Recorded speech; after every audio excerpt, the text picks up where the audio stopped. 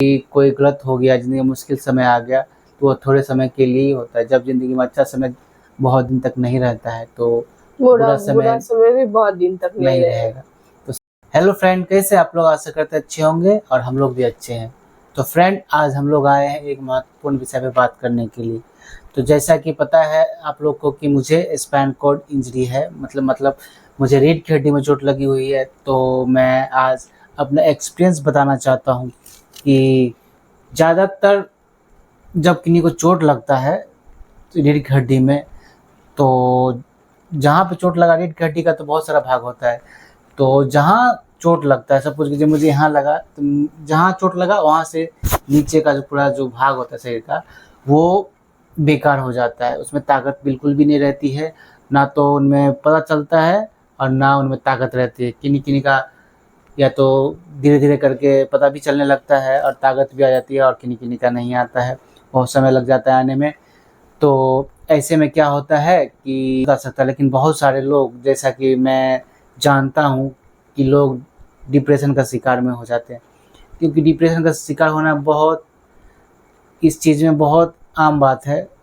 क्योंकि सपोज़ कीजिए कि कोई आदमी पूरा स्वस्थ है और वो एक अचानक से चोट लगने के कारण उसके बाद से वो व्हीलचेयर पे आ गया। सपोज़ कीजिए जो आदमी खेलता कूदता है, इधर-उधर जा रहा है, बाइक चला रहा है, कार चला रहा है, घूम रहा है, इधर-उधर कर रहा है, और वो अब कुछ भी नहीं कर पा रहा हो, तो उन्हें डिप्रेशन आने का मतलब क्या बोल सकते हैं हम, डिप्रेशन आ ही जाता है। तो उस डिप्रेशन से बचने के लिए क्या करना चाहिए, कैसे करना चाहिए, तो मैं वही बताने के लिए आया हूँ। तो डिप्रेशन जब होता है तो पेशेंट को भी थोड़ा इस चीज़ पे पॉजिटिव माइंड रखना, थिंकिंग रखना पड़ेगा। और सबसे बड़ा महत्वपूर्ण इस चीज़ में घर वालों का होता है कि सपोज़ कीजिए आपका आपका नहीं बोल सकते हैं कि सपोज़ कीजिए जिस घर में पेशेंट है, उस घर वाले को तो पता होगा कि वो किस तरह का है, क्या उसको अच्छा लगता है, क्या नहीं अच्छा लगता है, कौन उन्हें पसंद है, क्या नहीं पसंद है। तो उस समय हमें उनके साथ मतलब जितना भी उनके पसंद का चीज़ है वही करना चाहिए, और ज़्यादातर उन्हें पॉज़िटिव चीज़ के बारे में बताना चाहिए। जैसे कि सपोज़ कीजिए किन्हीं चोट लग गई है और वो डिप्रेस, आपको देख के पता चल जाएगा कि वो डिप्रेस हो रहे हैं। तो आपको क्या करना चाहिए, उन्हें ये बताना, मोटिवेट करने के लिए बताना चाहिए कि वहाँ एक लड़का का ऐसा हुआ था या किसी का ऐसा हुआ था, तो इस तरह का एक्सरसाइज किया, जिसके बाद वो धीरे-धीरे करके वो ठीक हो गया। ये ये जब मेरे जान में वहाँ एक लड़का का ऐसा हुआ या किसी का ऐसा हुआ, तो वो इस तरह का ऐसे-ऐसे किया, ऐसे-ऐसे किया, तो ठीक हो जाएगा। ऐसा बोलने से क्या होगा, पेशेंट के मन में एक आशा जग जाएगी, हिम्मत बढ़ जाएगी, और हिम्मत बहुत बड़ी चीज़ होती है। हिम्मत से तो बहुत मतलब आप सोच नहीं सकते हिम्मत से क्या-क्या हो सकता है। तो उनके अंदर हिम्मत जग जाएगी और उनके दिमाग में एक गोल बन जाएगा कि हाँ, हमें भी ऐसा करना है और हमें भी ठीक होना है। तब से जब से आप इन्हें इस तरह का बताओगे, पॉज़िटिव थिंकिंग दोगे, तब उनके मन में हिम्मत जगेगी और वो करने की कोशिश करने लगेंगे। और इस चीज़ में क्या होता है पता है, रीढ़ की हड्डी की चोट में, नर्व का कोई भी प्रॉब्लम होता है, इनमें कोशिश करने से ही होगा। जो चीज़ आपसे नहीं हो रहा है, उसको करने की कोशिश करना है। एक बार नहीं हो रहा, 2 बार करेंगे, 3 बार करेंगे, हम बार-बार करेंगे, और जब तक करते रहेंगे तब तक कि वो ना हो जाए।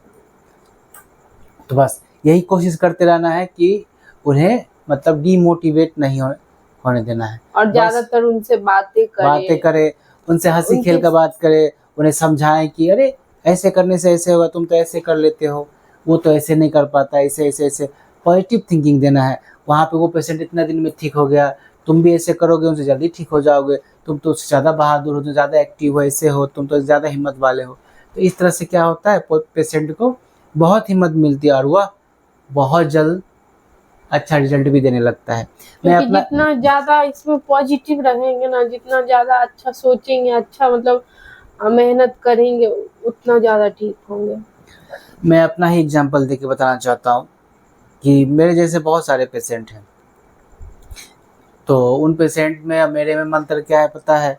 बहुत सारे लोग बोलते भी हैं कि मैं हमेशा हँसते रहता हूँ, हमेशा मुस्कुराते रहता हूँ। तो पहले हम लोगों को लगता था कि मेरे साथ ही ऐसा हो गया, लेकिन जब हम दिल्ली गए थे इनके इलाज के लिए, वहाँ पे जब हम गए तो हम देखे मेरे जैसे बहुत सारे लोग हैं। मेरा तो कहना है कि जब किन्हीं को स्पाइनल कॉर्ड इंजरी होती है तो उन्हें मोटिवेशन की बहुत ज़्यादा आवश्यकता बहुत होती है। ज्यादा। और वो मोटिवेशन सबसे ज़्यादा कहाँ मिलेगा पता है आपको? ये सबसे ज़्यादा मिलेगा आपको रिहैब में। अपने देश में बहुत सारे ऐसे रिहैब है, रिहैबिलिटेशन सेंटर है, जहाँ पे पेशेंट को ले जाया जाता है। अगर आपके पास पैसा देने का सक्षम है फिर भी आप रिहैब करा सकते हैं, अगर नहीं है सक्षम फिर भी रिहैब भी करा करा सकते हैं। सकते हैं। ऐसी व्यवस्था हमारे देश में है। तो रिहैबिलिटेशन सेंटर में ले जाना पेशेंट का बहुत ज़रूरी है। आप देखिएगा कि पेशेंट जब से एक्सीडेंट हुआ है, जब से एक्सीडेंट हुआ तब से लेकर आप जब वहाँ ले जाते हैं रिहैब तक, उनकी स्थिति और रिहैब में जाने के बाद की स्थिति आप देखिएगा, आपको खुद पता चल जाएगा। बहुत अंतर हो जाता है, बहुत। जब आप उनको घर में रखिएगा, रिहैब जाने से पहले के मैं बता रहा हूँ, तब देखिएगा वो चुपचाप गुमसुम रहते होंगे, उन्हें कुछ समझ में नहीं आता होगा, वो सोचते होंगे क्या हो गया, अब कैसे चलेगा, क्या होगा, बहुत कुछ नेगेटिव थॉट आता है। लेकिन जैसे ही आप उन्हें रिहैब में ले जाओगे, उन्हें एक लक्ष्य मिल जाता है। वो एक दूसरे पेशेंट को देखते हैं कि वो ऐसे मेरे जैसा ही था, वो अभी चल रहा है, वो मेरे जैसे था वो बैठ रहा है, मेरे जैसा ही था वो वॉकर चल रहा है, कुछ नए एक्टिविटी कर करने रहा का था।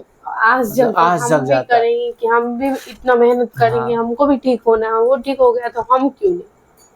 तो स्पाइनल कॉर्ड इंजरी में जो ये रिहैबिलिटेशन सेंटर का बहुत बड़ा मतलब हाथ होता है उन्हें ठीक करने में। तो मैं तो बस यही बताना चाहूँगा कि जब भी किन्हीं को चोट लगे रीढ़ की हड्डी में तो उन्हें रिहैब में ले जाना बहुत ज़रूरी है। और रिहैब में ले जाने से जो जितना भी डिप्रेशन का जो थॉट आता है पेशेंट में, वो ख़त्म हो जाएगा और वो बहुत ही एनर्जेटिक हो जाएंगे और सकारात्मक ऊर्जा के साथ जीवन में नया कुछ करने की कोशिश करेंगे। क्योंकि जीवन रीढ़ की हड्डी में चोट लगने के बाद लोग सोचते हैं कि जीवन वहीं पे ख़त्म हो गया, लेकिन ऐसा नहीं है। वो ठीक भी होते हैं और ज़िंदगी में बहुत कुछ हासिल भी कर सकते हैं। सो रिहैबिलिटेशन सेंटर ले जाने से ये सब उनको समझाया जाता है और उन्हें कैसे ठीक होना है, कैसे आगे चलना है, वो सब सिखाया जाता है, जिससे उन्हें मोटिवेशन मिलता है और उनका डिप्रेशन बिल्कुल ज़ीरो हो जाता है और वह फिर से नए एनर्जी के साथ ज़िंदगी में जीने के लिए तैयार हो जाते हैं। जिससे और खाली वही तैयार नहीं होते हैं, उनके साथ जितने भी परिवार वाले जो होते हैं वो भी डिप्रेशन में जाने देते हैं, वो भी सकारात्मक ऊर्जा उनमें आने लगती है और वो भी खुश रहने लगते हैं। उन्हें भी लगता है कि हाँ अब चलो मेरा बच्चा धीरे धीरे ठीक हो रहा है और वो ठीक हो जाएगा और ज़िंदगी में अच्छे से जी सकता है। और मैं आप लोगों को बता देना चाहती हूँ कि सभी लोगों का चोट जो होता है ना अलग अलग होता है और सबका शरीर जो होता है अलग अलग होता है। तो हम किसी को ये नहीं बोल सकते कि वो ठीक नहीं होंगे या फिर मतलब हम ठीक नहीं हुए तो वो भी ठीक नहीं होंगे, इस तरह का कुछ भी नहीं है। सबका रिकवरी अलग अलग होता है। कोई देखिए हम खुद देखे हैं, कोई 1 महीना में भी इनसे ज्यादा चोट लगा हुआ 1 महीना में भी ठीक हो गया। ज़िंदगी में सकारात्मक विचार का होना बहुत ज़रूरी होता है, क्योंकि आप सकारात्मक विचार करोगे तो आपके साथ वैसा ही होगा। वैसा इसलिए होता है क्योंकि जैसा आप सोचते हैं ज़िंदगी में वैसा ही होता है। सो सकारात्मक ऊर्जा के साथ आदमी बहुत कुछ कर सकता है। ज़िंदगी में कभी भी कोई चीज़ ख़त्म नहीं होता है। सपोज़ कीजिए कभी भी कोई गलत हो गया, ज़िंदगी में मुश्किल समय आ गया, तो वो थोड़े समय के लिए ही होता है। जब ज़िंदगी में अच्छा समय बहुत दिन तक नहीं रहता है तो बुरा समय समय भी बहुत दिन तक नहीं रहेगा। तो समय का सबसे बड़ा गुण यही है कि वह एक जैसा कभी नहीं रहता, वो बदल ही जाता है। इसीलिए हमेशा पॉजिटिव सोचना चाहिए और पॉजिटिव सोच के साथ अपने में एनर्जी रखना चाहिए ठीक होने का कि हाँ ठीक हमें ठीक होना है, तो आप ज़रूर ठीक हो जाइएगा। बस आज का ब्लॉग का मेरा यही था कि कभी भी किसी को डिमोटिवेट नहीं होना है, बस मोटिवेशन की तरफ अग्रसर होना है, शरीर में सकारात्मक ऊर्जा रखना है और आप ज़रूर ठीक हो जाइएगा। मेरा ऐसा विश्वास है और मैं भी ज़रूर ठीक हो जाऊँगा। और हमेशा हिम्मत बना के रखिए, जरूर ठीक हो जाइएगा एक दिन। धन्यवाद।